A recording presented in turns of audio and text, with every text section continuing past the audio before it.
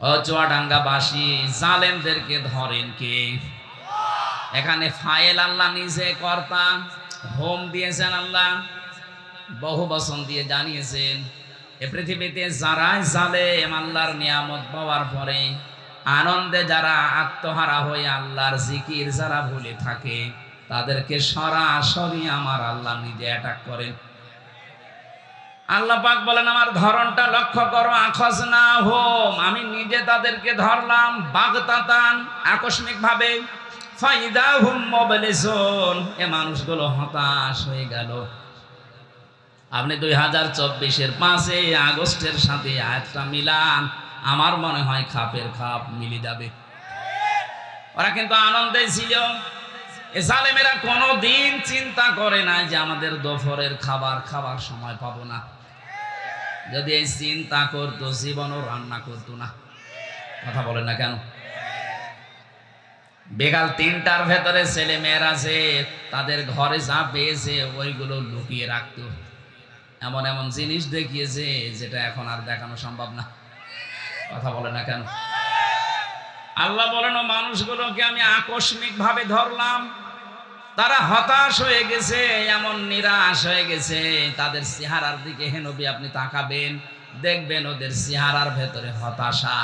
আপনি আজ দেখতে পাচ্ছেন আগস্টের 5 তারিখের পর থেকে আজকের দিন পর্যন্ত যত জালেম ধরা পড়ছে সবার চেহারা হতাশায় পরিপূর্ণ।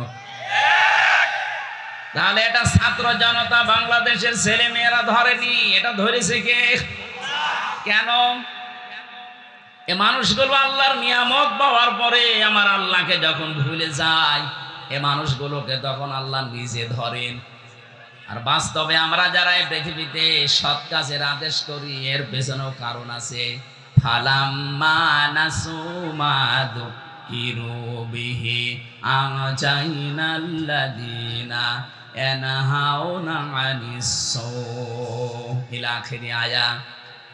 আল্লাহ পাক বলেন, মানুষ যখন আমার নির্দেশ পাওয়ার পরে, আদেশ পাওয়ার পরে ভুলে যায়, এই মানুষগুলোকে তখন আমি আল্লাহ শাস্তি দেই। তাদেরকে শুধু বাঁচিয়ে রাখি যারা দুনিয়াতে সৎ কাজের আদেশ করতো আর এদের অন্যায় কাজে বাধা দিত। এই 15.5 বছরে আয়াতটা আপনি মিলাবেন, সূরা আরাফে আছে। আমি তো বাস্তব বলছি, এই 15.5 বছরে যারা কোরআনে কারিমের কথাগুলো দিয়ে মানুষদেরকে অন্যায় থেকে ফিরিয়ে রাখার চেষ্টা করেছে, তাদেরকে আল্লাহ এখন বাঁচিয়ে দিচ্ছে। ওরা বলে আমরা যা করবো, আপনারা বলেন কেন? আমরা বলি আমাদের নিজেদের বাঁচাতে।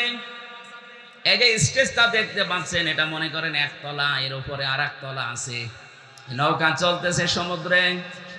নিচতলায় পানির ব্যবস্থা নেই, উপর তলায় একটা পানির ব্যবস্থা করা আছে। নিচের লোকগুলো শুধু মাঝে মাঝে সিঁড়ি বেয়ে যায় উপরে পানি আনতে।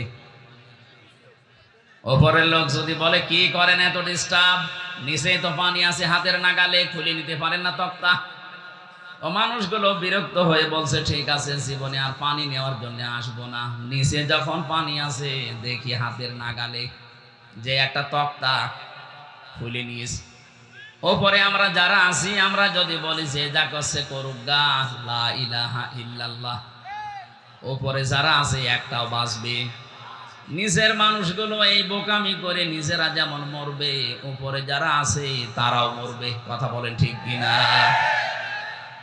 এই 15.5 বছরে আমরা নিশ্চুপ থাকতে পারতাম।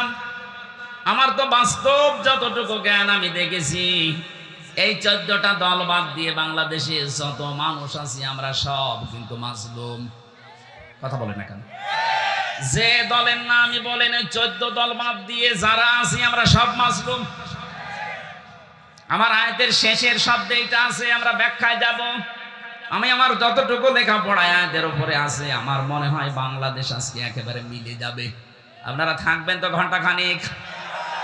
আল্লাহ পাক বলেন, এই মানুষগুলো যখন আমি আল্লাহর আদেশ ভুলে যাই, যে মানুষগুলো সৎ কাজের আদেশ করে আর অন্যায় কাজে বাধা দেওয়ার চেষ্টা চালায়, আযাব যখন পাঠায় তখন তাদেরকে বাঁচিয়ে দেই। আমরা এই আয়াত পড়েছি এই কারণে, জীবনের রিস্ক নিয়ে হলেও সৎ কাজের আদেশ অসতে আমরা বাধা দেই। উপর তলায় আসি বলে বেশি থাকবো তা না, যা করছেন নিচে বসে বসে। এটা যদি উপর থেকে বাধা আমরা না দেই, যত আল্লাহর বড় ওলি আমরা উপরে থাকি, আপনারা ডুবলে আমরাও ডুববো। এই জন্য 56,000 বর্গ মাইলকে এমন নিরাপদ রাখতে চাই যেন নিচে কেউ নৌকার তক্তা খুলতে না পারে। আজকে একজন উপদেষ্টার নাম নিয়ে সারা বাংলাদেশ না সারা বিশ্ব থেকে ঝড় উঠেছে, তাকে বাদ দেওয়া হোক। কেন? কারণ এই লোকটার 9টা দোষ বের হয়েছে। 1 নাম্বার, সে সমকামিতা প্রমোট করে। সে চায় যে পুরুষে পুরুষে বিয়ে হোক। এটা আল্লাহর নিষিদ্ধ কাজ। একথা বলেন এখন। আল্লাহ পাক বলেন যুজ্জিনা লিন-নাসি হুব্বুশ শাহাওয়াতি মিনান নিসা। পৃথিবীতে আমি কয়েকটা জিনিসকে মানুষের ভেতরে আকর্ষণীয়, লোভনীয়, সুশোভিত করে দিয়েছি। তার ভেতরে 1 নাম্বারে নারী। মেয়েদের প্রতি পুরুষের আকর্ষণ, এটা স্বাভাবিক। তৈরি করেছেন কে? আল্লাহর এই নির্দেশকে যারা ডাইভাইড করে এখন পুরুষে পুরুষে বিয়ে করতে চাচ্ছে, এইরকম মানুষকে যারা উপদেষ্টা বানিয়েছে এদেশের 16 কোটি মানুষ মানে না। এক কথা বলেন না কেন? আপনি বাইরের দেশেও খবর নেন, যাদের ঈমান আছে তারা এই লোককে মানতে পারে না। এটা যেহেতু শুধু তাফসীর মাহফিল না, এখানে সব দলের মতের ধর্মের লোক আছে, আমি জানি। এটা শুধুমাত্র এদেশে যারা মুসলিম দাবি করছে তাদেরও অনুষ্ঠান না। আপনি দেখবেন রাস্তা দিয়ে আসার সময় কত হিন্দু পর্যন্ত বউ ছেলে নিয়ে আসতেছে। হাদা বায়ানুল লিন্নাস হুদাল লিন্নাস। মানুষ কত বাচ্চা যারা বিবেচিত আজকের এই অনুষ্ঠান তাদের জন্য। সুতরাং আমার সামনে এখন এই 10,000 20,000 মানুষ না, আমি 18 কোটি মানুষের দায়িত্ব নিয়ে বলছি, তাড়াতাড়ি অবিলম্বে এই শয়তানকে আপনারা বাদ দিন। তার নাম বলতে চাই, আপনারা বুঝে ফেলেছেন। এই কথা বলেন না কেন? আমরা চাই ওনাকে যেন না রাখা হয়। সবগুলো আমার বলা দরকার নেই, একটাই যেহেতু বলেছি, উনি আল্লাহর নিষিদ্ধ কাজ, নারী পুরুষের আকর্ষণ নষ্ট করে নিজের স্ত্রীকে দিয়ে পর্যন্ত সিনেমা বানিয়েছে ব্যাচেলার। আপনি দেখবেন 3rd সিঙ্গুলার নাম্বার। এই সমস্ত সিনেমাগুলো আমি নিজে উপন্যাসে পড়েছিলাম বিশ্ববিদ্যালয় থাকাকালীন। এখন দেখি ওইগুলো দিয়ে সিনেমা বানিয়েছে, যেগুলো পরকীয়া প্রেম উস্কে দেয়। ওনার স্ত্রীকে দিয়ে এই সিনেমা বানিয়ে উনি মানুষের ভেতরে পরকীয়া প্রেম, এটা আল্লাহর নিষিদ্ধ কাজ। কথা বলেন না কেন? পরকীয়া প্রেম যেটা, এটা নিষিদ্ধ কাজ না। কোন হিন্দুকে বলেন, সেও মানবে না। যদিও সে আল্লাহ বিশ্বাস করে না, তারপরও সেই অবৈধ কাজ মানে না। আদার্স মুসলিম নামধারী কি সুন্দর সুন্দর শব্দ দিয়ে নাম বানিয়েছে। মোস্তফা, সরওয়ার, ফারুকি, প্রত্যেকটাই অর্থবোধক নাম। প্রথমটা আমার নবীর নাম মোস্তফা, সরওয়ার আমার নবীর নাম, ফারুকি বিশ্ব নবী মুহাম্মদ রাসূলুল্লাহর সাহাবী হযরত ওমর ফারুকের নাম। এত সুন্দর সুন্দর জিনিস দিয়ে নাম বানালেন আর কাম করছেন সব উল্টা। ফারুক মানে সত্য মিথ্যার পার্থক্যকারী, আর আপনি সত্য মিথ্যা সব মিশ্রণ ঘটিয়ে সব এক করে দিচ্ছেন। এই জন্য জীবন যতদিন আছে আমরা চাই আমরা যেন আল্লাহর আযাব এবং গজবে আপনার মতো না পড়ি। এই কারণে আমরা বাধা দেই, প্রতিবাদ করি। যদি আমাদের সামর্থ্য যতটুকু আছে এইটাও বন্ধ করে দেই, আল্লাহর কসম দাউদ নবীর জামানায় যেভাবে বানর বানিয়ে দিয়েছে আমাদেরকেও বানিয়ে দেবে। আমরা তো আমাদের বাঁচার জন্য প্রতিবাদ করছি। এই 14 দলটা বাদ দিয়ে বাকি যারা আছে আপনি তাকান, জীবনের উপরে রিস্ক নিয়ে তারা কিন্তু প্রতিবাদ করেছে, এখনো করছে। এই জন্য চাচ্ছি এ দেশটা যেন অশান্ত না হয়। এই কি করেন আপনি? হ্যাঁ, বিবেক নেই মনে হয়। কি শুরু করেছেন? কষ্ট হচ্ছে তো দেখতে পাচ্ছি। এভাবে থাকেন ভাই। না এই যে এখানে কয়েকজন তুলে দিন। কোথায় যাবেন? আমি আসার সময় তো দেখলাম মানুষের কোনো জায়গা নেই। বাধা দিলে মানুষের ঝোঁক সেই দিকে বাড়ে। এটাই সেই দুনিয়া তৈরি হওয়ার পর থেকে আরম্ভ হয়েছে। 15.5 বছরে বাধা দিয়ে কি করলেন আপনি? 1 তারিখেই সব আল্লাহ উঠিয়ে দিয়েছে। সুতরাং যারা বাধা দিয়েছিলেন তাদেরকে তো আর খুঁজে পাওয়া যাচ্ছে না। তাদের খুঁজে পাওয়া যাবেও না, কারণ এই আয়াতের পরের শব্দ ফাকতিয়া দাবিরুল কওমিল্লাযিনা যালামু, জালেমদের গোড়া কেটে দিয়েছে কে? বলেন বলেন। ওদের গোড়া কেটে দিয়েছে। এই জন্যই তো এখন নতুন নতুন ইস্যু বানাচ্ছে। কতগুলো ইস্যু তৈরি করলো 5 তারিখের পর থেকে, একটাও হালে পানি নেয়নি, এখন আবার নতুন করে আরেকটা তৈরি করেছে। বিশ্বের বিভিন্ন মোড়লের কাছে এখন ধর্ণা দিচ্ছে যে আমি নির্বাচিত সরকার ছিলাম, আমাকে উৎখাত করা হয়েছে। এটা ডাহা মিথ্যা কথা। এটা যদি কেউ শয়তান কেউ বলে যে 15 বছরে কি দেশে নির্বাচন হয়েছে, শয়তানও হাসবে। কথা বলে না কেন? আপনি একটা ঘোড়াকে সকালবেলা জিজ্ঞাসা করেন, ঘোড়াও বলবে একটা কথা বলবেন। নির্বাচনের আগে যেখানে 154 জন হয়ে যায়, দিনের ভোট যেখানে রাতি হয়ে যায়, সেখানে আপনি এই কথা সারা বিশ্বের মানুষকে, মোড়লদেরকে শোনাচ্ছেন কি? আপনি একটা হাসি মানুষ, এত বড় মিথ্যা কথা বলেন? আমি আর নাই বললাম। সুতরাং হাসি মানুষের কথা বলা ঠিক না। আপনার কথার কারণে আজ কিন্তু আমরাও কালার হয়ে যাচ্ছি বাইরের দেশে। এই যে সিঙ্গাপুর, মালয়েশিয়া, কয়েকটা দেশ ঘুরলাম। এই সমস্ত দেশে যাবার পরে দেখি ওই মানুষগুলো গালি দেয়। প্রথমে আমি মদিনা থেকে একটা গাড়ি নিয়েছিলাম আবু জেহেলের কবর দেখার জন্য। ভাড়া ঠিক করার পরে ড্রাইভারকে বললাম চলেন, উনি আমারে বলে ইয়া হাজিউল হুজ্জাত। এভাবে দামাদামি করেন। কোন দেশে বাড়ি? যে তুমি বাংলাদেশ। হারামি। হারামি মানে? আপনাকে বলি না, আপনার দেশে যে দায়িত্ব আছে ওইটা যা বলেন। আপনি বলেন, আপনার সাথে আমি আরো 2 লাইন বেশি বলছি। অথচ লোকটা মদিনার লোক, জীবনেও কোনোদিন ইনারে দেখিনি, নামও শুনি। খালি এই দেখেছে ওই হয়তো ফেসবুক চালায় বা এই যে ইউটিউব আছে, এই সমস্ত দৃশ্যগুলো ওখানে যায়, তামাম দুনিয়ায় তো যায়। এই মিথ্যা কথাগুলো দেখে দেখে বলে যে এই একটা কথা হলো, আল্লাহর ঘর তাওয়াফ করে গেল, নবীর রওজা জিয়ারত করে গেল, আর এরকম ডাহা মিথ্যা কথা বলে কি করি? এই 15.5 বছরে এই দেশে নির্বাচন হয়নি, এটা কি ওয়াজ করার প্রয়োজন আছে? এদেশে সবাই জানে। বিশ্বের মোড়লদের এই মিথ্যা কথা বলি এখন আর বোঝানো যাবে না, তারাও জানে। এদিকে তাকান ভাই। আল্লাহ তাআলা বলেন আমি নির্বাচিত করি।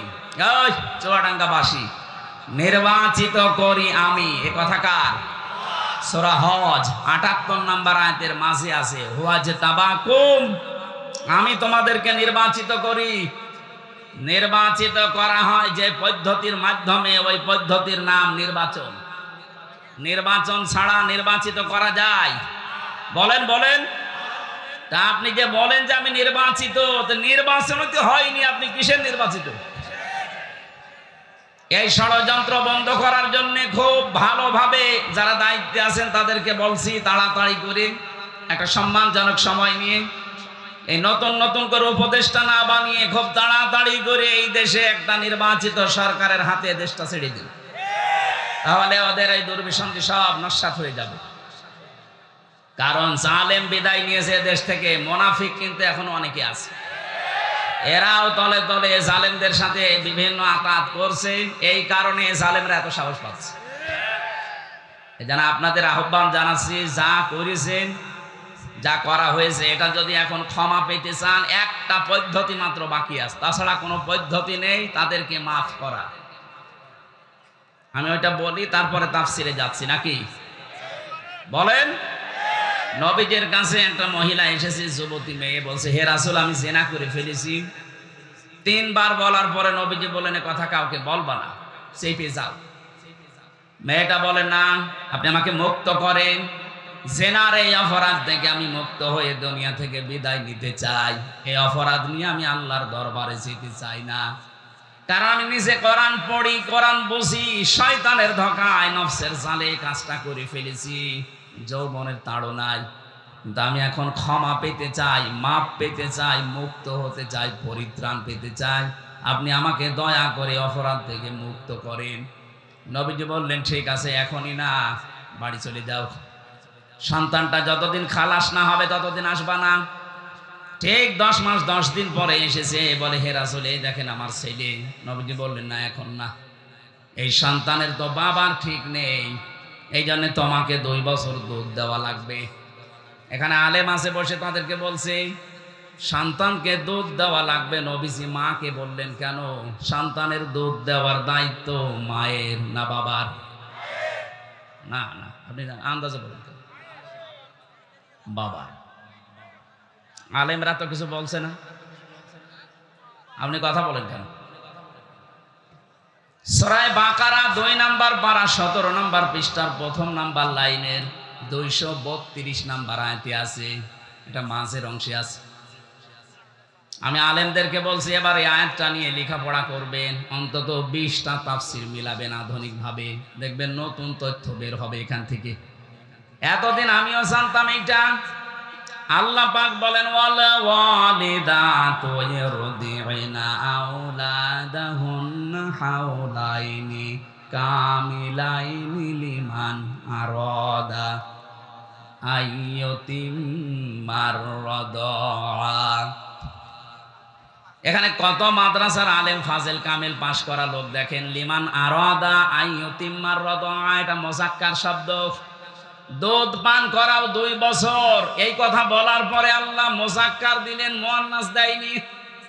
মায়ের নাম না দিয়ে বাবার নাম দিলেন কেন? সন্তানকে দুধ খাওয়ানোর খরচ, যত রকমের কষ্ট, যে টাকা পয়সা খরচ হবে, যা ব্যয় লাগবে 2 বছরে সব বাবার দায়িত্ব, মায়ের কোনো দায়িত্ব নেই। মা যদি দয়া করে পান করিয়ে দেয় আপনার উপর এটা ইহসান।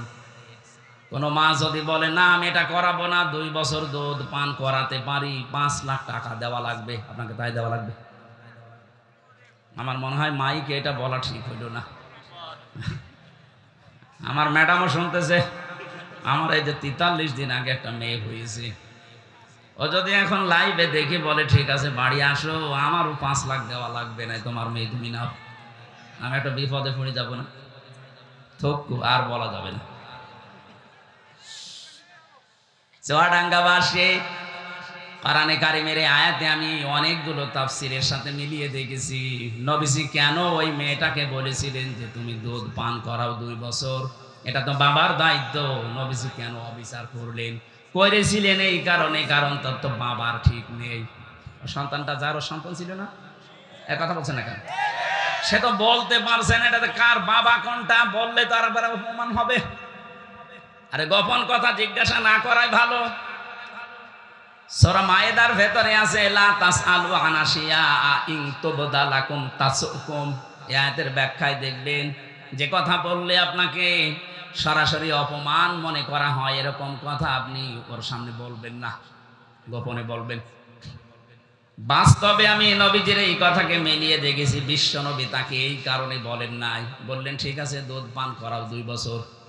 2 বছর পরে এসেছে শক্ত একটা খাবার নিয়ে, নবীজি বললেন ছেলেটা এক সাহাবীর আন্ডারে দিয়ে দাও, মেয়েটাকে বুক পর্যন্ত মাটির ভেতরে গেড়ে দাও, পাথর নিক্ষেপ করো। হযরতে খালিদ ইবনে ওয়ালিদ বলেন আমি এত জোরে একটা পাথর নিক্ষেপ করলাম, দেখি নাক দিয়ে ফেটে রক্ত বের হয়ে আমার শরীরে লেগেছে। ভৎসনা দিলাম, রাগ করলাম, গালি দিলাম, অপমান বোধ হলো আমার কাছে, যেরকম একটা নাপাক মহিলার রক্ত আমার শরীরে। নবীজির কানে কথাটা যাবার পরে বিশ্ব নবী বললেন খালিদ থামো, এ কথা বলবা না, আমি নবী তুমি নবী না, আমি যা দেখি তুমি দেখতে পাও না। আমি যা বছর, ওনার বন্ধু গিয়াসউদ্দিন মামুন ছিলেন 17 বছর আছে, বের হয়েছে কিছুদিন আগে। বিএনপির এক একজন মানুষের নামে আমি মামলা দেখেছি, 313টা 536টা পর্যন্ত মামলা পেয়েছি।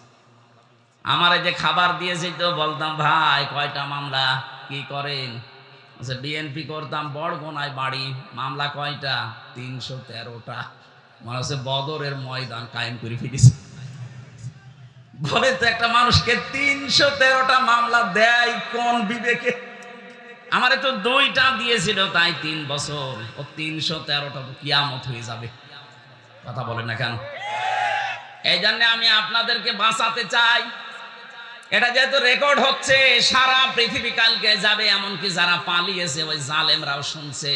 আপনারা যদি এখনো পর্যন্ত মাপ পেতে চান, শুধু আস্তাগফিরুল্লাহ হবে না, যার কাছে যে ধরনের অপরাধ করেছেন আগে তার কাছে যে মাপ চাবেন, তার ক্ষতিপূরণ দেবেন, এরপরে পড়বেন আস্তাগফিরুল্লাহ।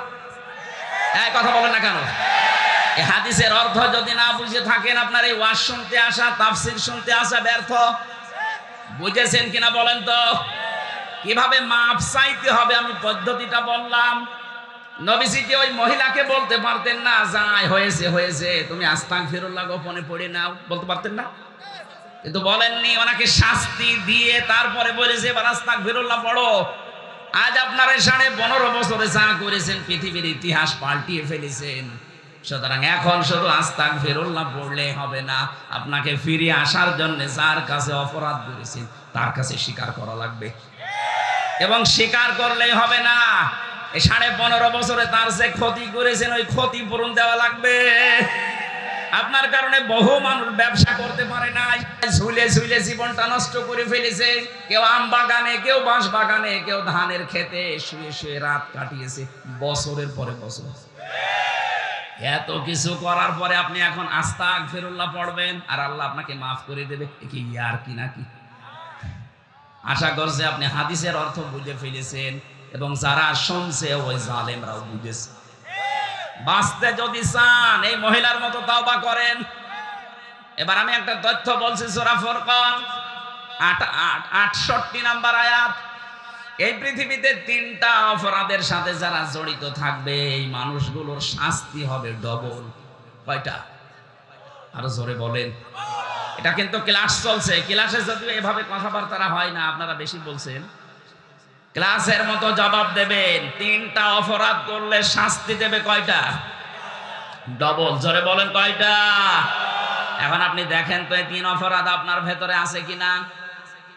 ওয়াল্লাযীনা লা ইয়াদউনা মা'আল্লাহি ইলাহান আখারা। আল্লাহ পাক বলেন যারা আমি আল্লাহর সাথে অন্য কাউকে ডাকে, এই যে মা'আল্লাহ, আল্লাহর সাথে অন্য কাউকে যারা ডাকে, এটা বাংলাদেশ, ভারত আর পাকিস্তানে বেশি। আমরা এই দেশগুলোতে আল্লাহকে ডাকি না তা না, আল্লাহর জিকিরও চলছে, কিছুক্ষণ পরে দেখি আল্লাহর পাশাপাশি অন্য কাউকে ডাক দেয়। কে আলী বাবা, শাহ আলী বাবা, কে আল্লাহ বাবা, ফতে বাবা বলছে। কথা বলছে না কেন? সে যেই করুক সে যেন শুধরে নেয়। আল্লাহর সাথে অন্য কাউকে ডাকা, আরো জোরে বলেন, আরো জোরে বলেন। এমনকি আল্লাহর নামকে কেউ এলহাদ করতে পারবেন না, পরিবর্তন করে ফেলবেন না।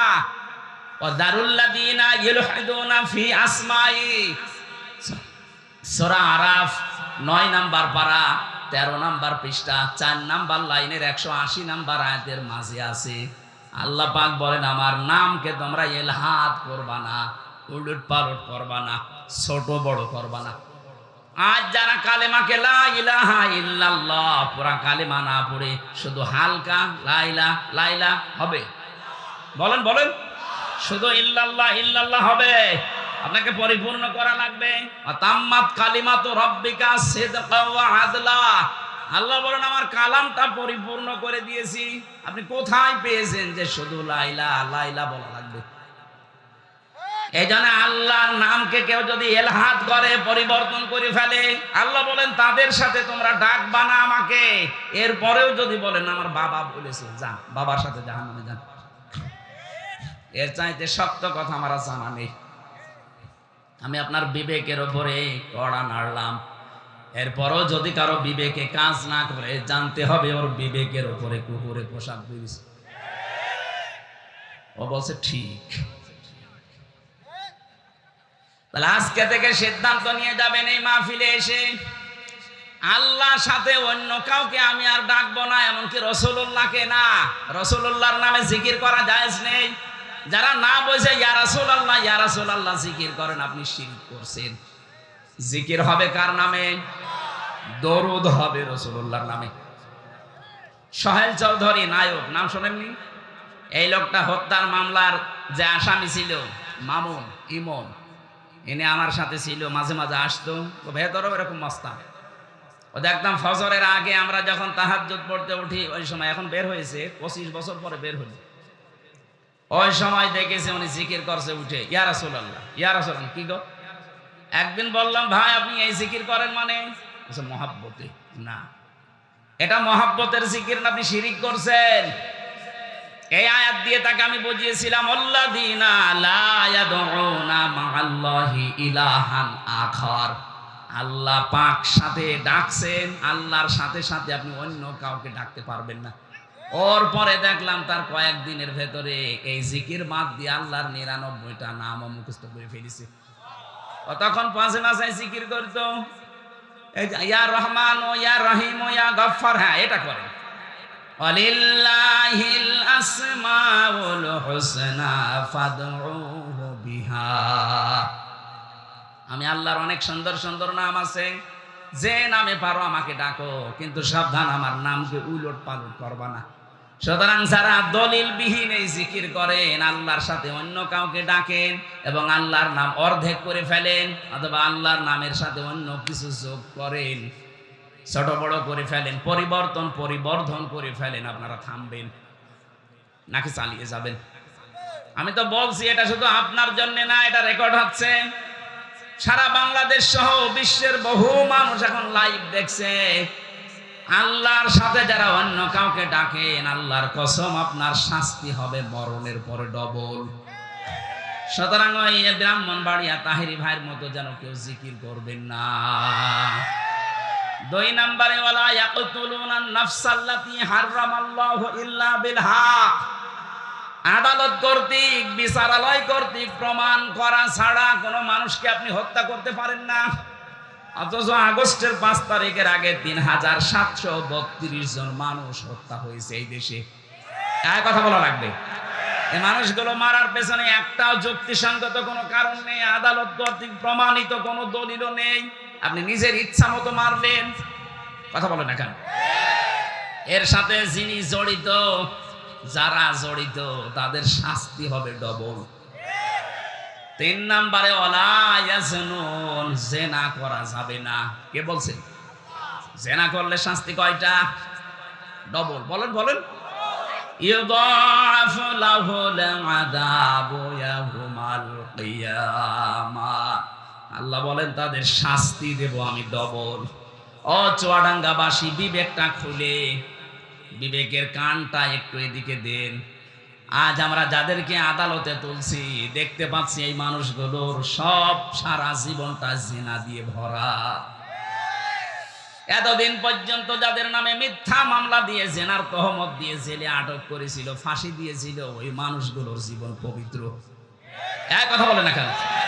আপনি তাকান, যাদের বিরুদ্ধে জেনার তহমত দিয়েছিল, ব্যভিচারের দোষ দিয়েছিল, তারা কিন্তু এখন বেকসুর খালাস পেয়ে গেছে, তারা মুক্ত।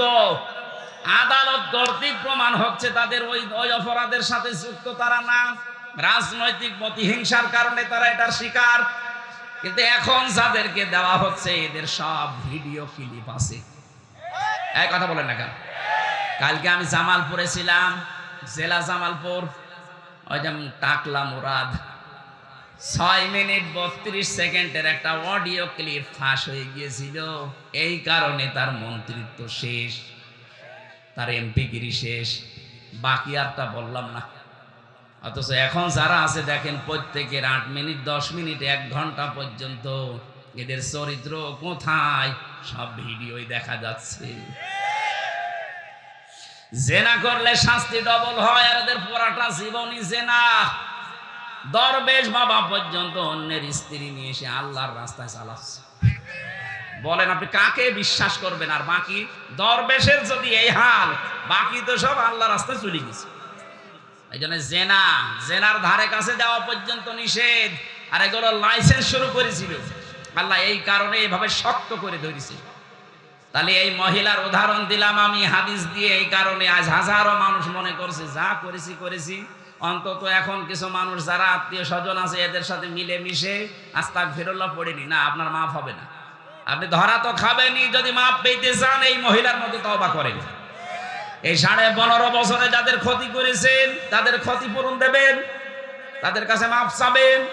তারা যদি মন থেকে বলে ঠিক আছে যা মাফ করে দিলাম, এবার আপনি আস্তাগফিরুল্লাহ পড়ুন। আমার এই কথার অর্থ বুঝেছেন কারা? তারা শুধু হাত তোলেন তো, হ্যাঁ আন্দাজে না, আমি কিন্তু জিজ্ঞাসা করব। এবার হাত অনেক নেমে গেছে। আলহামদুলিল্লাহ, আজকের মাহফিল সাকসেস। আল্লাহ আমাদের তৌফিক দিন কোরআনে কারিমের আয়াতগুলো বোঝার। বলেন আমিন। দ্বিতীয় নাম্বার, আমরা যারা এখানে এসেছি তাফসীরুল কোরআন মাহফিলে তাফসীর শোনার জন্য, সূরা আরাফ 206টা আয়াত ছিল, একটা মাত্র আয়াত পড়েছি, 157 নম্বর আয়াত। আমাকে আল্লাহ যতটুকু জ্ঞান দিয়েছে আয়াতের উপরে, আমি যতটুকু স্টাডি, যতটুকু লেখাপড়া করেছি, আমি সেই আকারে কথা বলার চেষ্টা চালাচ্ছি। আল্লাহ তৌফিক আমাকে যেন দান করেন। জবান খুলে সকলে বলেন আমিন। এবার আপনি একটু তেলাওয়াত করেন ভাই। আউযু বিল্লাহি মিনাশ শাইতানির রাজিম। বিসমিল্লাহির রহমানির রহিম। আল্লাযীনা ইয়াত্তাবিউনার রাসূলান নাবিয়্যাল উম্মিয়্যাল্লাযী ইয়াজিদুনাহু মাকতুবা ইলা আখির আয়াত। কোন সূরা বললাম? বলেন বলেন। বললাম না ক্লাস চলছে? আরাফ শব্দের শাব্দিক অর্থ পরিচিত হওয়া। আরাফ মানে কি? এটা জান্নাত জাহান্নামের মাঝে একটা প্রাচীর বানাবেন আল্লাহ। এই প্রাচীরের উপরে কিছু মানুষকে আল্লাহ দাঁড় করিয়ে দেবেন। এই প্রাচীরের নাম আরাফ। নাম কি? নবীজি সাহাবীদের সামনে বলছিলেন, এই প্রাচীরের উপরে আল্লাহ যাদেরকে দাঁড় করাবে এদেরকে জাহান্নামেও দেবে না, জান্নাতেও দেবে না। সাহাবী প্রশ্ন করলেন, হে নবী, এদেরকে জান্নাতে দেবে না কেন? নবীজি বললেন, এদেরকে আল্লাহ জান্নাত দিচ্ছে না এই কারণে, কারণ এরা দুনিয়ায় ভালো ভালো অনেক কাজ করেছে, কিন্তু মা বাবার সাথে খারাপ আচরণ করত। বাংলার মুসলমানেরা খুব সেনসিটিভ বিষয় এটা। আপনি যত ইবাদত বন্দেগি করেন, বৈধ কোনো কারণে যদি মা বাবা অসন্তুষ্ট হয়ে থাকে, আপনি কিন্তু ওই প্রাচীরের উপরে দাঁড়িয়ে থাকবেন। কথা বলেন না কেন?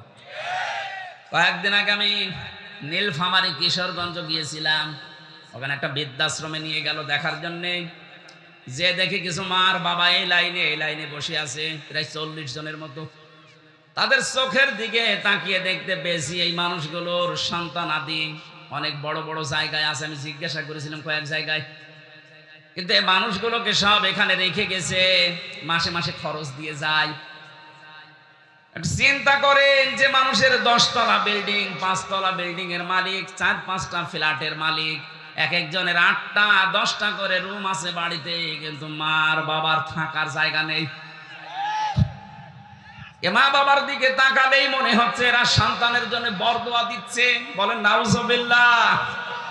যাদের মা বাবা আমি ওখানে দেখেছি, এই সন্তানগুলো যদি 14 বার হজ করে আসে, আল্লাহর কসম এরা জান্নাত পাবে না, ওরা ওই প্রাচীরে দাঁড়িয়ে থাকবে। আমাদের কপাল যেন এরকম না হয়।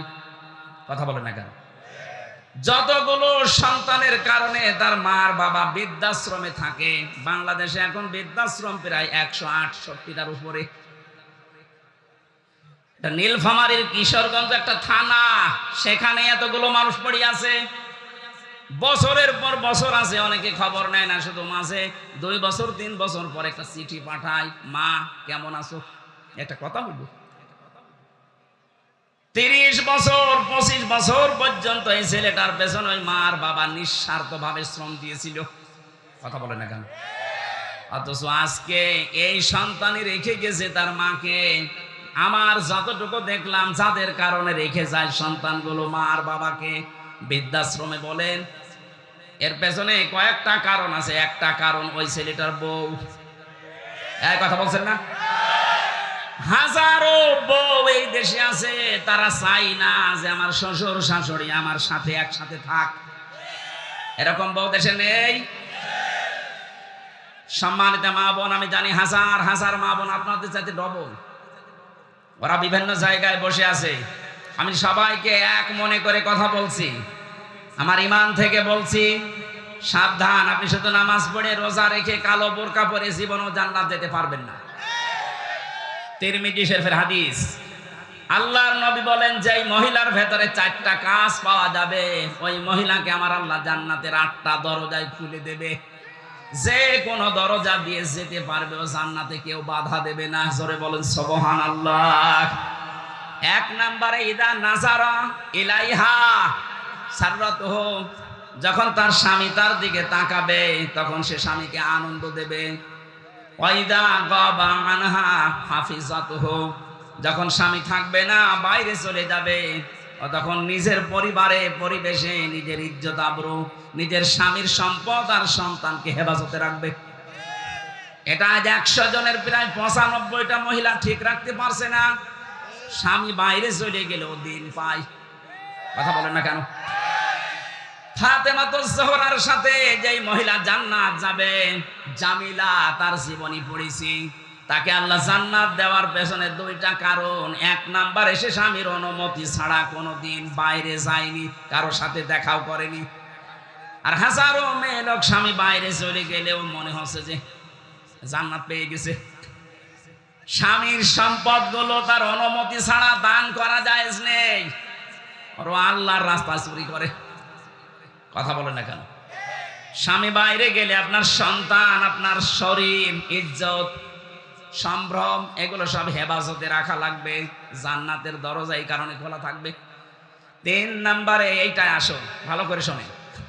নবীজি বলেন তুইনু আলা দীনি জাওজাতিহা, যে মহিলা তার স্বামীকে দ্বীনের উপরে চলতে সাহায্য করে, দ্বীনের প্রচারে গেছে, দ্বীন কায়েমের জন্য কাজ করছে, এই মহিলার কষ্ট হলেও স্বামীকে সাহায্য করবে, উৎসাহ দেবে, পেছন থেকে আরো সাহায্যের হাত বাড়াবে। কিন্তু হাজারো মহিলা এটা করে তো না, আরো বাধা দেয়। এই কথা বলছে না কেন? সম্মানিত মা বোনেরা, শুধু নামাজ পড়ে রোজা রেখে আপনি জান্নাত যাবেন কখনোই না। অতঈনু আলা দীনি জাওজাতিহা, আপনার স্বামীকে দ্বীনের কাজে চলার জন্য, দ্বীনের পথে চলার জন্য যতটুকু সামর্থ্য আছে সাহায্য করবেন, উৎসাহ দেবেন, এগিয়ে দেবেন। হযরতে খাদিজাতুল কুবরা রাদিয়াল্লাহু তাআলা আনহা, আল্লাহ তাকে সালাম দিয়েছিলেন। পৃথিবীতে এই 2 জন মহিলার জীবনী পেয়েছি, আল্লাহ নিজে সালাম পাঠিয়েছেন। একজন হযরতে আসিয়া, 2 নম্বরে হযরতে খাদিজা। আসিয়াকে আল্লাহ সালাম দিয়েছিলেন তার স্বামীর অত্যাচারের কারণে, খাদিজাকে আল্লাহ সালাম দিয়েছিলেন তার স্বামীর ভালোবাসার কারণে। জোরে বলেন আল্লাহু আকবার। খাদিজাকে আল্লাহ সালাম পাঠালেন তার স্বামীর মহব্বত, ভালোবাসার কারণে। নবীজি বলেন আমি যত রাতে আসি, যতবার আসি, খাদিজাকে কোনোদিন আমি ঘুমন্ত অবস্থায় পাইনি। যখনই এসেছি শুধু একটা বার ডাক দিয়েছি, সঙ্গে সঙ্গে খাদিজা আমার জন্য দরজা খুলে দিয়েছে। জিজ্ঞাসা করতাম কেন এ কাজ করো, ঘুমাতে পারো না? খাদিজা আমাকে প্রতিবার শুনিয়েছে, স্বামী আমার, আমি জানি আপনি দ্বীনের কাছে বাইরে থাকেন, দ্বীনের প্রসারে, দ্বীনের প্রসারের জন্য আপনার পেছনে 24 ঘন্টা মানুষ লেগে আছে, কখন কোন ক্ষতি হয়ে যায় এই টেনশনে আমার তো ঘুম আসে না। আপনি যখন আসবেন পরিশ্রান্ত ক্লান্ত শরীর নিয়ে আপনি বারবার ডাকবেন, আমি যদি আরামে ঘুমিয়ে থাকি উঠতে দেরি হয়ে যাবে, বিয়াদবি হতে পারে। এই কারণে যতক্ষণ না আসেন ততক্ষণ পর্যন্ত ঘুম লাগলো আমি বিছানায় না ঘুমিয়ে দরজার সাথে হেলান দিয়ে ঘুমাই। স্বামীর এই মহাব্বত দেখে আমার আল্লাহ তাকে সালাম পাঠিয়েছিলেন দুনিয়ায়। আর আমরা স্বামীর সাথে এমন আচরণ করি, সালাম তো দূরের কথা, আল্লাহ গজব পাঠায়। কথা বলেন না কেন? বিশ্ব নবী এত বেশি পরামর্শ দিয়েছিলেন তার মেয়ে ফাতেমাকে, ডাক দিয়ে বলতেন, মা, 4টা মেয়ের ভেতরে তোমাকে সবচাইতে বেশি ভালোবাসি আমি। এতদিন আমার বাড়িতে ছিলে, যত কিছু মনে লেগেছে, কাজকর্ম তুমি করতে পেরেছো, আজকে একটা নতুন পৃথিবীতে তোমারে পাঠালাম আলীর কাছে। সাবধান, শরীয়ত সম্মত কোন বিধান নিয়ে আমার জামাইয়ের সাথে বার্গেনিং করবা না। শরীয়তের ভেতরে থেকে যদি আমার জামাই হযরতে আলী কোন বিষয়ে তোমার উপরে মন খারাপ করে, এই অবস্থায় যদি তোমার মরণ হয়ে যায়, আমি নবী হয়ে বলছি তোমার জানাজায় বাবা হয়েও যাব না। আজ বাংলার বাবাগুলো যদি এইভাবে সতর্ক করতো, বাংলাদেশে ডিভোর্স হইতো না, সংসারে তালাক পড়তো না। কথা বলেন না কেন? আপনার মেয়েটাও দুনিয়ায় জান্নাতের একটা পরিবেশ পেত। আপনি নিজের পরিবার যেমন জাহান্নাম বানিয়ে রেখেছেন, আপনার মেয়েটার পরিবারও জাহান্নাম বানিয়ে দিচ্ছেন। আপনি আদর্শ বাবা না, আপনাকে বাবা হওয়া লাগবে মুহাম্মদুর রাসূলুল্লাহর মতো। আমার কথা ছিল আপনার স্বামী যতক্ষণ বাইরে থাকবে দিনের কাজে, মানবতার কাজে, আপনাকে সাহায্য করা লাগবে, তাকে সহযোগিতা করা লাগবে, উৎসাহ দেওয়া লাগবে। আপনি যদি বাধার কারণ হয়ে দাঁড়ান, জান্নাত আপনার জন্য ব্যারিকেড হয়ে দাঁড়াবে। 4 নম্বরে বেশি স্বামী যা আদেশ করে ওটা যদি জায়েজ হয়, স্বামী যেটা চায় ওটা যদি জায়েজ হয়, স্বামী যেটা পছন্দ করে ওটা যদি জায়েজ হয়, আপনার জীবন থাকতে ওটা মানা লাগবে। এই 4টা কারণ পেয়েছি আমি তিরমিজি শরীফে। এখানে যত মহিলা এসেছে 5 ওয়াক্ত নামাজ আর রমজানের রোজার পাশাপাশি আমার আল্লাহ এই 4টা কাজ তাদেরকে করার তৌফিক দেন, বলেন আমিন। জীবননগরবাসী আরাফ নামক স্থানে মা বাবার সাথে বিয়াদবি করার কারণে আপনি দাঁড়িয়ে আছেন। নবীজি বলেন এরা জাহান্নামেও যাচ্ছে না। সাহাবী বললেন কেন? নবীজি বলেন এই মানুষগুলো আর যাই করুক না কেন দুনিয়াতে, এরা ইসলামী আন্দোলন করতো, ইসলাম কায়েম করার জন্য এরা চেষ্টা চালাতো। এই দুনিয়াতে ইসলাম কায়েম হোক এজন্য সর্বাত্মক চেষ্টা চালিয়েছে। কায়েম হয়নি, ওর দোষ নেই, ও তো চেষ্টা করেছে। এই জন্য ওকে আমি আল্লাহ জাহান্নামে দেব না। সূরা সফ 10 নম্বর আয়াতের দলিল আছে। এটা থেকে প্রমাণ পাওয়া যায় যারা দিন কায়েমের জন্য চেষ্টা চালাবে তাদের আর যাই হোক জাহান্নামে যাওয়া লাগবে না। কিন্তু অশনি সংকেত এইটা হাদিসের শেষে কিন্তু আর বলা নেই যে কোথায় যাবে। বলেন তো আপনি জাহান্নামে গেলেন না, জান্নাতও যেতে পারলেন না। আরাফ নামক এই প্রাচীরের ওপরে যদি আমরা কেউ দাঁড় হয়ে পড়ি, আমাদের মতো কপাল খারাপ কারো আছে? এটা যা করবেন চিন্তা ভাবনা করে। আল্লাহ পাক এই সূরার ভেতরে একটা আয়াতে ঘোষণা দিচ্ছেন, আল্লাযীনা ইয়াত্তাবিউনার রাসূলা। এই আয়াতের ভেতরে আমি 13টা কাজ পেয়েছি, একটু খেয়াল করে শুনবেন। কাজ আছে এর ভেতরে 13টা। 6টা কাজ। 1 নম্বরে আছে পরিচিতি, 2 নম্বরে আছে সকল ন্যায় এবং অন্যায়ের আদেশ আর নিষেধ, 3 নম্বরে পবিত্র বস্তু হালাল করা, 4 নম্বরে অপবিত্র বস্তুগুলো হারাম করা, 5 নম্বরে বোঝা, চাপানো বোঝা এবং বন্ধন যেটা সেটা থেকে আল্লাহ মুক্ত করে দেওয়া, 6 নম্বরে উৎকর্ষ সাধন করা মানব জীবনের। এই যে 6টার পরে আমার আল্লাহ এই আয়াতের শেষের দিকে জানিয়েছেন যে নবী আর রাসূল তোমাদেরকে পাঠালাম, তার দায়িত্ব ছিল দুনিয়ায় 3টা। তোমাদেরকে কিয়ামত পর্যন্ত এই 3টা দায়িত্ব পালন করা লাগবে। তার প্রতি ঈমান আনতে হবে, সম্মান করা লাগবে, সাহায্য করা লাগবে, সহানুভূতি দেখানো লাগবে। তার প্রতি যে আলো আমি পাঠিয়েছি তার মানে কোরআন শরীফ, এইটার উপরে অনুসরণের মাধ্যমে জীবন চালাতে হবে। শেষের শব্দ হচ্ছে উলাইকা হুমুল মুফলিহুন, এরা সফল কাম। এবার আসেন আমরা আয়াতের ব্যাখ্যায় যাই। 1 নম্বরে আল্লাযীনা ইয়াত্তাবিউনার রাসূলা, যারা অনুসরণ করছে, করবে। ইয়াত্তাবিউনা এটা মুজারে, বর্তমান, ভবিষ্যৎ, প্রেজেন্ট, ফিউচার। যারা অনুসরণ করছে এবং করবে কার? রাসূল, নবী, উম্মি, 3টা পরিচয় দিয়েছেন। এই একটু খেয়াল করে শোনা লাগবে এটা। আল্লাহ পাক যার অনুসরণ করার জন্য আমাদের সবাইকে আদেশ দিচ্ছে, তার পরিচয় কয়টা বললাম? 3টা। আরো জোরে বলেন কয়টা? 1 নম্বরে তিনি রাসূল, 2 নম্বরে তিনি নবী, 3 নম্বরে তিনি উম্মি। এখন রাসূল কাকে বলে, নবী কাকে বলে, উম্মি কাকে বলে? আমার আয়াতের মূল শব্দের তাফসীর করার নিয়ত ছিল ইয়ামুরুহুম বিল মারুফ ওয়া ইয়ানহাহুম আনিল মুনকার, এই 2টা শব্দে। বাকিগুলো আপনারা তাফসীরে ফি জিলালিল কোরআন, ইবনে কাসির আর তাফসীর হাক্কানি, এই 4টা তাফসীরে থেকে আমার আজকের আলোচনা। এগুলো একটু দেখে নিয়েন, আরো বিস্তারিত জ্ঞান পাবেন। এমন রাসূলের পরিচয় দিয়ে আল্লাহ অনুসরণ করার কথা বললেন, তার প্রথম পরিচয় তিনি মুহাম্মদ ইবনে আব্দুল্লাহ না, তিনি রাসূল। কি আমি এবার আলেমদেরকে বলছি, রাসূল হওয়ার জন্য ওনাকে যে সময় বেঁধে দিয়েছিলেন আল্লাহ, জন্মের পর থেকেই কিন্তু ওনাকে কেউ রাসূল বলে নাই। পুরা আরব জাহানের ভেতরে ওনাকে বলতো আল আমিন, আস সাদিক। অথবা মোহাম্মদ ইবনে আব্দুল্লাহ, কথা বলে না কেন? 1 থেকে 40 বছর কেউ পুরা আরব জাহানের রাসূল বলেছে? বলেন কখন বলেছে? 40 বছর বয়সে তিনি যখন আল্লাহর কাছ থেকে পেয়েছিলেন, ইকরা বিসমি রাব্বিকাল্লাযী খালাক, আল্লাহ পাক এই 5টা আয়াত তাকে দেওয়ার সঙ্গে সঙ্গে তিনি বাড়িতে আসলেন। এই বললাম না, একটু খেয়াল করা লাগবে কেন? বাড়িতে আসার পরেই বললেন, জাম্মিলুনি জাম্মিলুনি ইয়া খাদিজা, আমাকে ঢেকে দাও, আমি ভয় পেয়েছি। হযরতে খাদিজা ওই দিন তাকে 5টা কথা শুনিয়েছিলেন। পৃথিবীর কোন স্ত্রী যদি স্বামীকে এই 5টা কথা বলতে পারে, সে স্বামী যেন বিশ্বাস করে সে হক পথে আছে।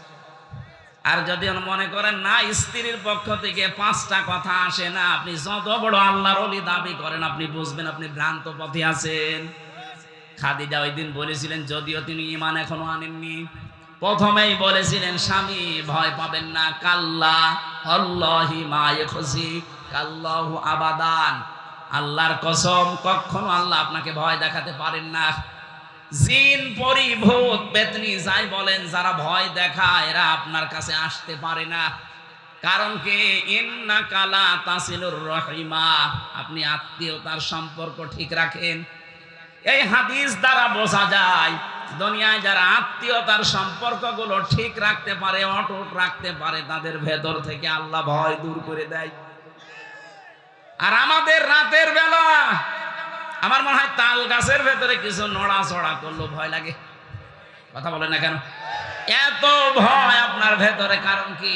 কারণ আপনার রক্তের সম্পর্ক ঠিক নেই। আপনার চেহারা সুরত দেখলে মনে হয় জান্নাত থেকে পালিয়ে এসেছে, অথচ নিজের আপন ভাইয়ের সাথে কথা বলে না। এক কথা বলছে না কেন? নিজের আপন রক্ত যেগুলো, এগুলোর সাথে যদি সম্পর্ক কেউ ছিন্ন করে, ঘরে যদি দেখতে মনে হয় শাহজালাল পীরের মতো, তাও মনে করবেন ওর জীবনে বহু ভয় আল্লাহ লুকিয়ে রেখেছে। আমি বিস্তারিত ব্যাখ্যায় যাচ্ছি না, আমার শব্দ সামনে পড়ে আছে। 2 নম্বরে, ওয়া তাহমিলুল কাল্লা, কি করতে আপনি ভয় পান? আপনি তো মানুষের বোঝা হালকা করেন, বোঝা বহন করেন। এখানে বোঝা মানে শুধুমাত্র এই বোঝা না, এখানে কষ্টের বোঝা, ঋণের বোঝা, দুঃখের বোঝা, কথা বুঝতেছে? হ্যাঁ নবী, আপনি এই দুনিয়াতে বহু বোঝা বহন করে দেন, বোঝা হালকা করে দেন মানুষের। অথচ আশ্চর্য হয়ে গেলাম, এতবার জীবনে হজ করার পর, নবীর উম্মত দাবি করার পর, মুসলিম জাতির অনেকে তাকে মা বলে, অনেকে তাকে বোন বলে, অথচ এই মানুষটা পালিয়ে যাওয়ার সময় কত রকমের বোঝা আমাদের উপরে দিয়ে গেল। এই কথা বলে না কেন? এই যে 3732 জন মানুষ মরে গেল, এগুলো দেশের জন্য বোঝা হয়ে যায় কেন না? 2780 জন মানুষ এখনো হাসপাতালে কাতরাচ্ছে, তারা তাদের পরিবারের কাছে, সমাজের কাছে এই দেশের জন্য এখন বোঝা না? কারো হাত নেই, পা নেই, চোখ নেই, অন্ডকোষ নেই। এই কথা বলছে না কেন? এত ঋণের বোঝা আপনি দিয়ে গিয়েছেন। এদেশে এখন কেউ জন্ম নিলেই তার মাথার উপরে 1 লাখ টাকা ঋণ। এত বড় বড় বিশাল বোঝা আপনি দিয়ে গেলেন, কাউকে কষ্টের বোঝা, কাউকে দুঃখের বোঝা, কাউকে অর্থের বোঝা, ঋণের বোঝা, হাজার হাজার বোঝা আপনি মাথার উপরে দিয়ে আরামে আছেন। আর আপনি দাবি করছেন আমি জান্নাতে যাব। কিসের জান্নাত আপনার? আপনি তো নবীর উম্মতই নেই।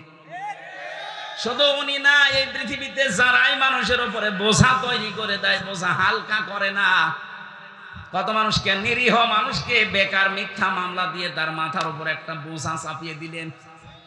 আমার পরিবারের উপরে 3টা বছর কি বোঝা চাপিয়েছিলেন বলেন তো? 2-5 হাজার, 10,000 না, কত লক্ষ লক্ষ টাকা আমার পরিবার থেকে আপনারা নিয়েছেন। মনে হচ্ছে যে আমার বাবার কাছেও টাকা পাই, সে টাকা চাইতে গেছে। আমার প্রথম দিন ধরার পরেই বলেছে রিমান্ড দেব 10 দিন, 50টা মামলা দেব, যদি ছেলেকে বাঁচাতে চান তাহলে 10 লাখ টাকা এখনই নিয়ে আসেন। বাবা তো গ্রাম্য মানুষ, কোথা থেকে গিয়ে ধার মার করে 8 লাখ টাকাও পাগল দিয়ে দিয়েছে। ওই শয়তানরা তো কথা ঠিক রাখে না, টাকাও নিয়েছে, পরের দিন আবার আরেকটা মামলা হয়েছে। বাস্তব বোঝা বোঝেন তো? এই যে বক্ষের বোঝাটা 3 বছর দিলেন, আমার স্ত্রীটা, আমার মা বাবা, আমার আত্মীয় স্বজন যারাই আছে, কি বোঝা ছিল তারা, কথা বলে না কেন? অন্তত আমার রক্তের সম্পর্ক যাদের সাথে আছে এই মানুষগুলো তো রাতে ঘুমাতে পারতো না। বিনা কারণে একটা মানুষ দুইটা মেয়ে রেখে জেলখানায় পড়ে আছে বছরের পর বছর। আমার শরীরে এখন বিভিন্ন রোগ শুধু এই কারণে। এত কষ্ট আপনি দিয়েছিলেন, আমি চাই আপনাকে এরকম 3 বছর জেলে রাখা হোক। আল্লাহর ওলি, ঠিক আছে, বসেন বসেন, এই বসেন বসেন। আমার যে তথ্যগুলো বলা দরকার তাফসীর মাহফিলে আমি এবার আরম্ভ করছি। এদিকে তাকান, আমার এই হাদিস পড়া বলতে গেলে সময় চলে যাবে। দ্বিতীয় নম্বরে আমি পেয়েছিলাম রাসূলুল্লাহ যেই দিন হয়েছিলেন ওই দিন থেকে তিনি যতদিন দুনিয়ায় জীবিত ছিলেন এই 23 বছর, এই 23 বছরের 13 বছরের জীবন শুনতে অনেক মানুষের আগ্রহ আছে এখনো। আমি যদি এখন ওই 23 বছরের ভেতরে 13 বছরের মক্কার জীবনী বলি, কত মানুষ এখানে চোখের পানি ফেলে কাঁদবে। কিন্তু ওই রাসূলুল্লাহ তার 23 বছরের 13 বছর বাদ দিলে এখনো থাকে 10 বছর। বলেন বলেন, এই 10 বছরে তিনি প্রেসিডেন্ট ছিলেন। প্রেসিডেন্ট কি এমনি হয়ে গেছেন? কিছু করা লাগেনি। ওই কথাগুলো বলতে গেলে তখন কিছু মানুষের মন পাওয়া যায় না, বলে হুজুর এবার রাজনীতি হচ্ছে। আমার মনে হয় নবীজি যদি এখন বেঁচে থাকতো শয়তান নবীজিকে এটা বলতো। সুতরাং আপনি ভুল বুঝবেন না, আমি আপনাকে বাঁচাতে চাই। আশা করছি আপনি এই বুঝটা নিয়ে যাবেন। এমন রাসূলকে অনুসরণ করার কথা বলা হচ্ছে যার রাসূলুল্লাহর বয়স শুধু এই 10 বছর 13 বছর না, পুরা 23 বছর। কথা বলেন না কেন? তাকে অনুসরণ করা লাগবে কি শুধু 13 বছর? আরো জোরে, কয় বছর? 23 বছর। আগের 23 বছর তিনি হিলফুল ফজল গঠন করার মাধ্যমে কাটিয়েছিলেন। 17 থেকে 40 এই 23 বছর। বাকি 23 বছর কোরআনে কারীম হাতে নিয়ে তিনি এমন বিপ্লব ঘটিয়েছেন, কিয়ামত পর্যন্ত এইরকম বিপ্লব কেউ ঘটাতে পারবে না। জোরে বলেন সুবহানাল্লাহ। বিশ্ব নবী যেমন বলেছিলেন খায়রুল কুরুনি করনি, আমার যুগ শ্রেষ্ঠ যুগ। হয়তো সেরকম সেই শ্রেষ্ঠ যুগ এই পৃথিবীতে আর হবে না, কিন্তু শান্তির যে সমাজ তিনি প্রতিষ্ঠা করেছিলেন ওই নমুনা দেখানো যাবে।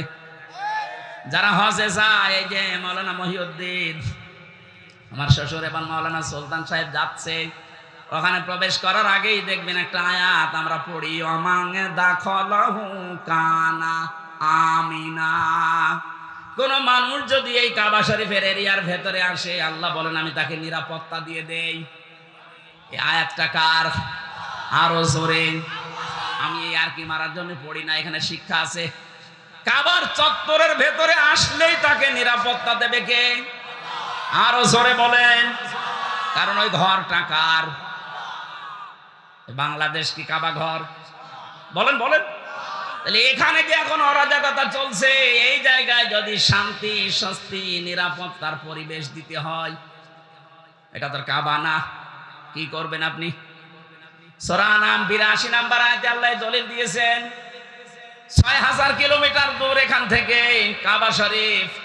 কাবার ভেতরে ঢুকলে না আপনি নিরাপত্তা পেয়ে যাবেন, বাংলাদেশের 56,000 বর্গ মাইলে আসলে আপনি নিরাপত্তা পাবেন কি করে?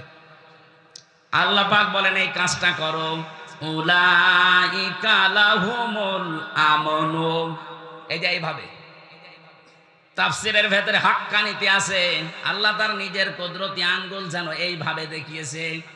বাংলাদেশ নামক একটা দেশ আছে 257টা দেশের ভেতরে, এর ভেতরে চুয়াডাঙ্গা একটা জেলা আছে, এর ভেতরে জীবননগর থানা আছে, ওথলি একটা গ্রাম আছে। এই বাজারের ময়দানে যারা কোরআন শুনছে, আল্লাহ ঠিক যেন তার হাত এইভাবে দেখাচ্ছে যে উলাইকা, এই মানুষগুলো, উলাইকা লাহুমুল আমনু, এদেরকে আমি নিরাপত্তা দিতে চাই। এরাই নিরাপত্তার হকদার। কারা?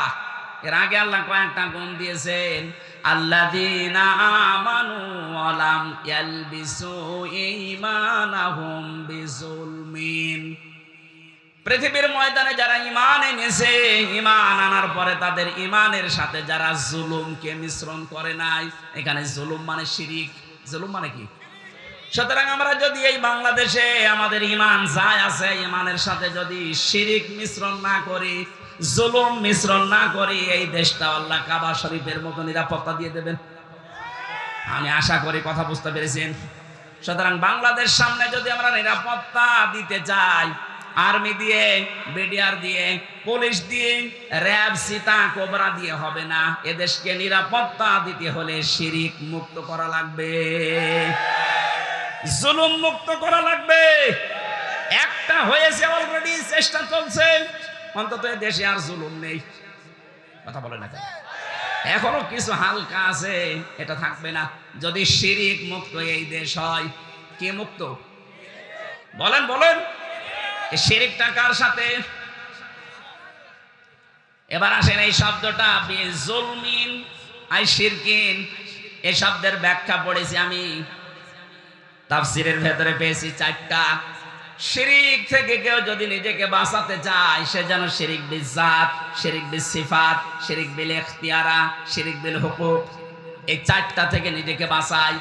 শ্রেণী বিন্যাস করে করে আমি তাফসীরের ভাষায় দেখেছি 120 প্রকার হয় এই শিন, র আর কাফ। এত কথা এর ভেতরে আল্লাহ লুকিয়ে রেখেছেন। যত চেষ্টা করবেন তত নতুন নতুন তথ্য আপনি এখান থেকে পাবেন। আমরা কোরআনে কারিমের কথা বলতে গেলে কথা খুঁজে পাই না, আর আমার তো মনে হয় কোরআনের কোনো আয়াত পড়লে আমার শেষই হয় না। আপনি লেখাপড়া করবেন তো পাবেন কোথায়? বাস্তবে আমাদের এই দেশকে শিরিক মুক্ত করার জন্য আমরা অনেকে চেষ্টা চালাচ্ছি। ডাক্তার মোহাম্মদ ডাক্তার আব্দুল্লাহ জাহাঙ্গীর রহিমাহুল্লাহ, আল্লামা শহীদ দেলাওয়ার হোসেন সাইদি রহিমাহুল্লাহ, তারা চেষ্টা চালিয়েছিলেন শিরিক, কুফর এগুলো দূর করার জন্যে। কারণ তারা জানতেন এই পৃথিবীকে যদি নিরাপত্তা দিতে হয়, অবশ্যই এই পৃথিবীতে শিরিক বন্ধ করা লাগবে। কারণ এটা একটা বড় জুলুম। ইন্না শিরকা লা যুলুমুন আযীম। আমাদের চারিদিকে এমন এমন প্রতিবেশী আল্লাহ দিয়েছেন, সবগুলোই উল্টাপাল্টা। মায়ানমার, এই কথা বলছেন এখন, চীন, ভারত, আর একদিকে সাগর। একটা প্রতিবেশীর ভেতরে দেখেন তো জুলুম ছাড়া, শিরিক ছাড়া আর কি আছে? আমরা যদি নিরাপত্তা এই দেশে পেতে চাই, আল্লাহর আশ্রয় ছাড়া কারো আশ্রয় নিয়ে সম্ভব হবে না। এই জন্য শিরিক বিল জাত বন্ধ করা লাগবে, শিরিক বিল সিফাত বন্ধ করা লাগবে, শিরিক বিল ইখতিয়ার বন্ধ করা লাগবে, শিরিক বিল হুকুক বন্ধ করা লাগবে। এটা তাফসীরে ইবনে কাসিরের ভেতর থেকে পড়বেন। আল্লাহ পাক বলেন, আমি আল্লাহ চাই তোমাদেরকে নিরাপত্তা দিতে। কাবা শরীফের ভেতরে আসলে যেমন নিরাপত্তা পেয়ে যাও, বাংলাদেশের 56,000 বর্গ মাইলও নিরাপত্তা পেয়ে যাবে যদি দুনিয়ায় শিরিক না থাকে। সর্বাত্মকভাবে চেষ্টা চালাতে হবে যে যেখানে আছেন, আমাদের বিশ্বাসে, আমাদের অনুভূতিতে, আমাদের পোশাকে, যে যেখানে আছে আমাদের কিন্তু শিরিক চলছে। এজন্য যখন মউতের ফেরেশতা আসে, ওই সময় এসে এই কথা বলে, আল্লাযীনা তাতাওয়াফাহুমুল মালাইকাতু তাজ্জিবিনা ইয়াকুলুনা সালামুন আলাইকুম উদখুলুল জান্নাতা বিমা কুনতুম তা'মালুন। বলেন আল্লাহু আকবার। সূরা নাহালের ভেতরে আছে এটা, 14 নম্বর পারা 9 নম্বর পৃষ্ঠা 9 নম্বর লাইনে আছে 32 নম্বর আয়াত। আল্লাহ পাক বলেন, এই মানুষটা যখন শিরিক মুক্ত জীবন গঠন করার পরে বিছানায় পড়বে, মৌতের বিছানায় আছাড় খেয়ে, ওই সময় ফেরেশতারা এসে বলবে যে তাজ্জিবিন। তাজ্জিবিন মানে শুধু পোশাক পবিত্র করা না, তাজ্জিবিন মানে শুধু শরীর পবিত্র করা না। তাজ্জিবিন শব্দের শাব্দিক অর্থ তার চিন্তা, চেতনা, বুদ্ধি, মেধা, তার ব্যবসা বাণিজ্য, কর্মজীবন, তার পরিবার, তার অর্থনীতি, সমাজনীতি, সব কিছু পরিষ্কার পবিত্র, এগুলো করা লাগবে। আজ আমাদের সব কিছু পবিত্র হলেও এই দেশে এখনো পর্যন্ত অর্থনীতি পবিত্র হয়নি, সুদ দিয়ে পরিপূর্ণ। কথা বলেন না কেন? যেন ঈমান বাঁচাতে হলে এই দেশে এখনো পর্যন্ত যারা সুদ থেকে মুক্ত হওয়ার জন্য চেষ্টা চালাচ্ছে, আপনি তাদের কাছে যাবেন। আমি নাম বলি না, আপনি নিজের বিবেকের কাছে প্রশ্ন করে দেখবেন যারা সুদ থেকে মুক্ত হওয়ার চেষ্টা চালাচ্ছে। আপনার এটা ঈমানের দাবি। যদি আপনি না করেন, আপনি কিন্তু বিছানায় পড়ার পরে তখন ফেরেশতার কাছে ধরা খেয়ে যাবেন। তদ্দিবিনা, যারা নিজেদের পবিত্র চিন্তা, শরীর, পোশাক, ব্যবসা বাণিজ্য, পরিবার, অর্থনীতি, সমাজনীতি, রাজনীতি, ধর্মীয় নীতি যেগুলো আছে সব পরিষ্কার পবিত্র করার চেষ্টা চালাবে। ফেরেশতারা বলবে ইয়াকুলুনা সালামুন আলাইকুম, শান্তি আল্লাহ তোমার বান্দা এর উপরে আমরা বর্ষিত করছি। উদখুলুল জান্নাহ, প্রবেশ করো ওই যে জান্নাত দেখা যাচ্ছে। বিমা কুনতুম তা'মালুন, যে কাজ তোমরা করেছিলে। শিরক মুক্ত জীবন গঠনের জন্য বহু চেষ্টা চালিয়েছিলে সমাজে, পরিবারে, রাষ্ট্রে। আজকে আল্লাহ পাক এই জন্যই তোমাকে এই জান্নাতের দরজা খুলে রেখেছে, প্রবেশ করো। জেলখানায় যাওয়ার পরে আমি এই আয়াতটার বাস্তব উদাহরণ পেয়েছি। আল্লাহ জাহান্নামের কথা পুরা কোরআনে যেখানে দিয়েছেন সেখানে দিয়েছেন জাহান্নামের দরজাগুলো বন্ধ থাকবে, আর জান্নাতের কথা যেখানে দিয়েছেন সেখানে দিয়েছেন জান্নাতের দরজা খোলা থাকবে। আমি দেখেছি জেলখানায় 24 ঘন্টা তালা লাগানো থাকে, মেন গেট। কেউ প্রবেশ করলে তাড়াতাড়ি তালা লাগিয়ে দেয়। আল্লাহ পাক বলেন জান্নাতের দরজা এরকম না, জান্নাতের দরজা ওপেন থাকবে, খোলা থাকবে। যত মানুষ আসবে তার জন্য কোনোদিন বন্ধ করা হবে না। এই জন্য আমাদের জীবনটা যেন শিরক মুক্ত হয়।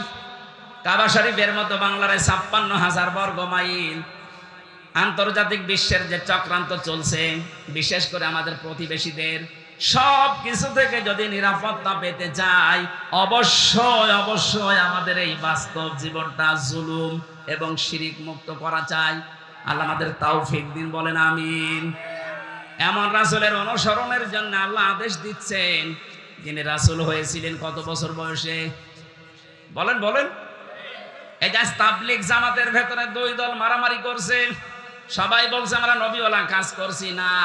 নবীওয়ালা কাজ হবে তখন যখন তিনি দেখেন নবী হয়েছিলেন। কত বছর বয়সে? আরো জোরে বলেন। 40 থেকে 63, এই 23 বছর আপনাকে পুঙ্খানুপুঙ্খানু অনুসরণের মাধ্যমে দেখাতে হবে তিনি উম্মি ছিলেন। আল্লাহ পাক বলেন এই ঘোষণা আমি তাওরাতে এবং ইনজিলে লিখে দিয়েছিলাম। সূরা আলে ইমরান 3 নম্বর পারা 19 নম্বর পৃষ্ঠার 8 নম্বর লাইনে এই তথ্যগুলো আছে। লম্বা হয়ে যাচ্ছে না? না, কিছু মানুষ এই যে ওঠাউঠি করছেন, যারা উঠে তারা উঠবেই। এইভাবে কষ্ট দেওয়া ঠিক না। আমরা 11:20 বাজে 30 পর্যন্ত আমরা টাইম দিয়েছিল, আমরা মনে হয় পুরাটা শেষ করতে পারবো না, যতটুকু পারি। আগামীতে এই দর্শনা মাদ্রাসায় 28 তারিখে একটা মাহফিল নিয়েছি এই মাসে, আজকে মনে হয় 13 তারিখ না, 28 নভেম্বর রাত 9টা 9:30 ওখানে উঠবো ইনশাল্লাহ। দর্শনা মাদ্রাসায় যে আমরা যেখানে পড়তাম ওখানে কথা বলবো। এরপরে আর এইদিকে এই যে জলিলপুর মাদ্রাসায় আছে, তার পরের মাসে 8 তারিখে দিনের বেলা, ওটা আসর থেকে মাগরিব পর্যন্ত। আমার ভেতরে ঘেমে যাচ্ছে, আমি আজকে শেষ করে দিচ্ছি, মাপসে আগামীতে কথা বলবেন ইনশাআল্লাহ। আল্লাহুম্মা আমিন। লা ইলাহা ইল্লা আনতা সুবহানাকা ইন্নী কুনতু মিনাজ জালিমিন। এই মোনাজাতটা বসে করে যান, আপনার মতো হাজার লক্ষ মানুষ এখানে হাজির হয়েছে। বসেন, মোনাজাতটা বসে করেন। মাথা নিচু করেন, চক্ষু বন্ধ করেন। আপনারা সবাই পরস্পরের আত্মীয়, বিশেষ করে আমার ইমানের দিক থেকে এবং রক্তের দিক থেকে সবাই কম বেশি আত্মীয়। আমি সবাইকে নিয়ে মোনাজাতে হাজির হচ্ছি আল্লাহর দরবারে। রব্বানা যালামনা আনফুসানা ওয়া ইল্লাম তাগফির লানা ওয়া তারহামনা লানাকুনান্না মিনাল খাসিরিন। রব্বুল আলামিন, 3টা বছর আমি জালেমের কারাগারে বন্দী ছিলাম, শরীরটা অসুস্থ হয়ে গেছে, এখনো পর্যন্ত স্বাভাবিক হয়নি। কথা বললে আমার কণ্ঠে ব্যথা হয়ে যাচ্ছে। আজকে আমার শ্বশুরালয় চুয়াডাঙ্গা জেলার জীবননগর উথলি এলাকাবাসী কর্তৃক আয়োজিত তাফসীরুল কোরআন মাহফিলে এসে 1.5 ঘন্টার মতো কোরআনের একটা আয়াত বোঝানোর চেষ্টা চালিয়েছি। আমি আশা করি এবং বিশ্বাস করি তোমার বান্দা বান্দিরা এটা সহজে বুঝে ফেলেছে। এখন এদেরকে আমল করার তৌফিক দাও। জান্নাতের এই বাগানটা সাজাতে তোমার যে বান্দাগুলো বিভিন্ন কায়দায় শ্রম দিয়েছে, অর্থ দিয়েছে, এদের এই শ্রমকে ওমরের মতো কবুল করে নাও। এদের এই অর্থগুলো হযরতে ওসমানের টাকার সাথে কবুল করে নাও। যত যুবক এই মাহফিলের জন্য দেখলাম সেই উথলি মোড় থেকে আইলা তালে রেলগেট পর্যন্ত কত কষ্ট স্বীকার করছে। এই যুবকদেরকে যে মা পেটে নিয়েছে, মায়ের পেট তুমি খাদিজার মতো বানিয়ে দাও। এই মাহফিলের বরেণ্যের সদস্য যারা, আজকের মাহফিলের সম্মানিত সভাপতি জনাব আব্দুল্লাহ তোমার বান্দা, মেহেরবানি করে বান্দা বানিয়ে দাও। হাফেজ আবু বকর সিদ্দিক, আল্লাহ নাম না জানা কত মানুষ যে যেইভাবে এগিয়ে এসেছে কোরআনের এই প্রচারের এই অনুষ্ঠানে, আল্লাহ তোমার রহমত তাদের দিকে এইভাবে এগিয়ে দাও। কত মানুষ দোয়া চাচ্ছিল, অসুস্থ, এমন রোগ দিয়েছো যে মানুষের কাছে বলাও যায় না। মেহেরবানি করে আমাদের রোগকে শেফায়ে কামেলা আজেলা বানিয়ে দাও। আল্লাহ তাআলা আমার বড় শ্বশুর অসুস্থ হয়ে পড়ে আছে, সারাটা জীবন তোমার নামের ঘোষণা দিচ্ছে, হাইয়া আলাস সালাহ হাইয়া আলাল ফালাহ। তোমার ওই গোলামকে মেহেরবানি করে সুস্থতা দান করো, হায়াতে তাজ্জেবা সিহাতে কুল্লিয়া দিয়ে দাও।